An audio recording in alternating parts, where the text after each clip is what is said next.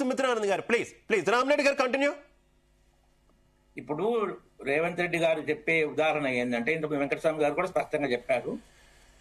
సాబర్మతి నది river front ఏదైతే BJP ప్రభుత్వం గుజరాత్ లో చేసిందో దాన్ని ఆదర్శంగా తీసుకొని ఇక్కడ చేస్తామంటూ, అక్కడ కూడా కష్టాలు వచ్చినా దాన్ని చేశారు. దాన్ని ఇప్పుడు అందరూ ఆదర్శంగా తీసుకునే విధంగా ఆ ప్రాజెక్టు మూసి మన సాబర్మతి రివర్ ఫ్రంట్ ప్రాజెక్ట్ అయింది. ఇప్పటి వరకు ఎంత ఖర్చు పెట్టింది రేవంత్ రెడ్డి ఎప్పుడైనా చెప్పాడా? ఆదర్శంగా చెప్తున్న ప్రాజెక్ట్ ఖర్చు 1400 కోట్లు, 2019 ఖర్చు అయింది 1400 కోట్లు.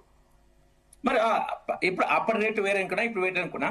అది సాబర్మతి నది నీటి ప్రవాహం సంవత్సరానికి యావరేజ్ తీసుకుంటే 130 టీఎంసీలకు పైగా. నీకు అదే మూసి నది ప్రవాహం ఎంత అంటే 20-21 టీఎంసీలే.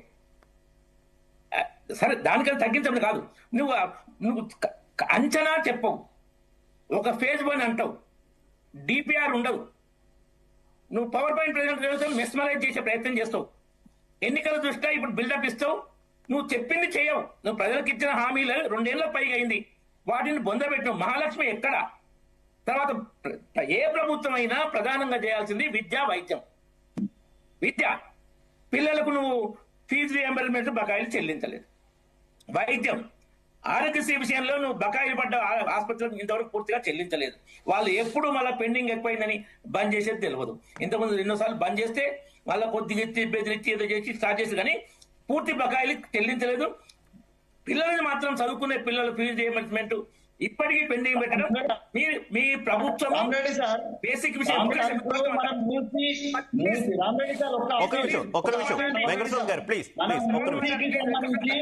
నిర్మాణాత్మకంగా మీరు ఏం సజెస్ట్ చేస్తారో ఆ విషయాలు మాట్లాడడానికి మనం ఇక్కడ కూర్చున్నాం.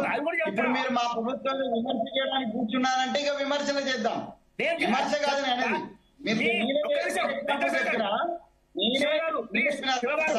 వెంకటస్వామి గారు ఒక్క నిమిషం. వెంకటస్వామి గారు ఆయన కంప్లీట్ చేద్దాం please. Point to point interruption వద్దు ప్లీజ్. వెంకటస్వామి గారు రిక్వెస్ట్ చేస్తున్నా వెంకటస్వామి గారు ప్లీజ్. మీరు మాట్లాడినప్పుడు వెంకటస్వామి గారు రిక్వెస్ట్ చేస్తున్నా ప్లీజ్. దాని లింక్ మీరిస్తున్న హామీలు ఇంత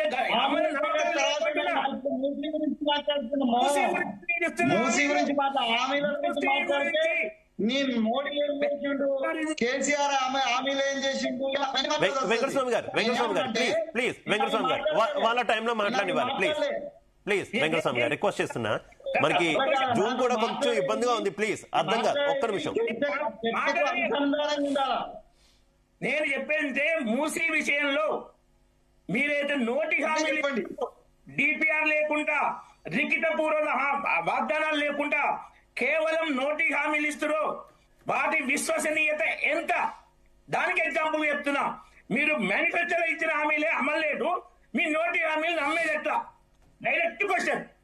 మీరు మేనిఫెస్టో అయితే 2 ఏళ్ళైనా అమలు లేదు, నోటి మాట హామీలు మెస్మరైజ్ చేసే పవర్ ప్లాంట్ చేయాలని నమ్మే పరిస్థితి ఎవరికి లేదు.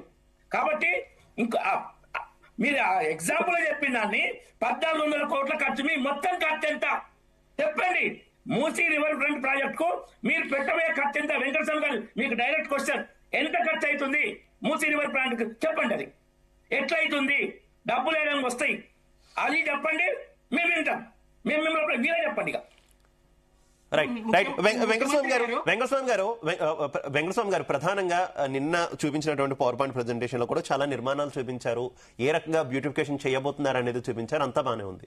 కాకపోతే ఇప్పుడు బఫర్ జోన్ లో ఉన్నాయని చెబుతూ అపార్ట్మెంట్లు కావచ్చు, ఇళ్లు కావచ్చు, వాటన్నింటినీ కూడా తొలగించడానికి ప్రభుత్వం ముందుకు వస్తున్నటువంటి నేపథ్యంలో మళ్ళీ బఫర్ జోన్ గా చెప్తున్నటువంటి ప్రాంతాల్లో హోటళ్లు, రిసార్ట్లు, ఇతరత్ర నిర్మాణాలు ఏ రకంగా చేపట్టడానికి ప్రభుత్వం ముందుకు వస్తుంది అనేది ఒక ప్రశ్న. ఏం చెప్తారు? ఒక నిమిషం రామరెడ్డి గారు ప్లీజ్. వెంకటస్వామి గారు continue. Bus station, metro station మీరు కట్టింది మూసీ వాసన పీల్చడానికేనా? మరి అవి కట్టి ఇవి మేము మంచిగా ఎత్తున్నామంటే మీ డబుల్ స్టాండర్డ్ కాదా? వెంకటస్వామి గారు కంటిన్యూ ప్లీజ్. ఓకే, ఇప్పుడు ఇలా 2 పార్ట్స్ సార్. మొదటిది ప్రక్షాళన జరగాలి.